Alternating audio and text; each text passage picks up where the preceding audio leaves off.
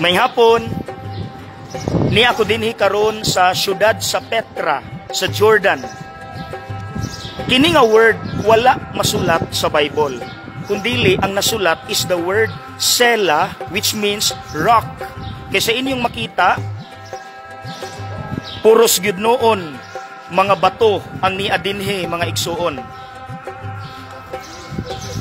Sa history, sa Old Testament, kini nga lugar sakop sa mga Edomites nga paryente ni Esau nga anak ni Isaac.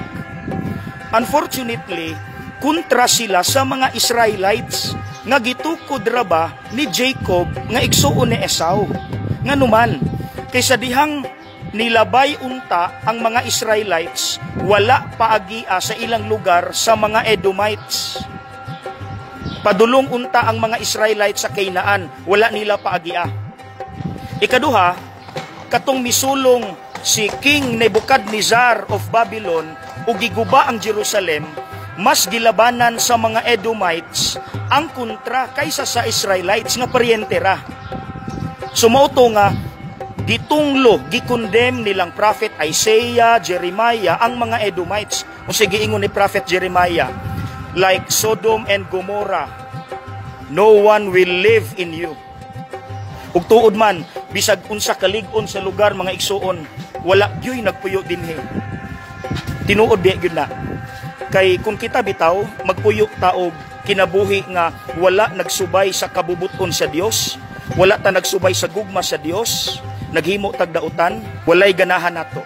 Example lang, na ay amahan o inahan bakaha nga imbis gihigugma sa iyang pamilya, nagbinuang, nangabit. So gibiyaan sa pamilya ug siya na lang usa nagpuyo, no one loves him anymore. Ikaduha, siguro natay mga kaila nga mga bully, mga palaaway, nga hilabtanon, di ba dili ta ganahan makikuyog nila? Dili ganahan ang mga tao makikuyog nato kun bati tagbatasan.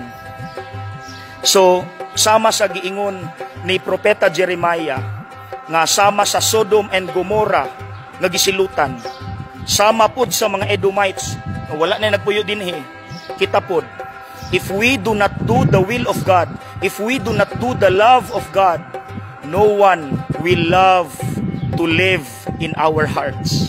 Walay ganahan nato. God bless.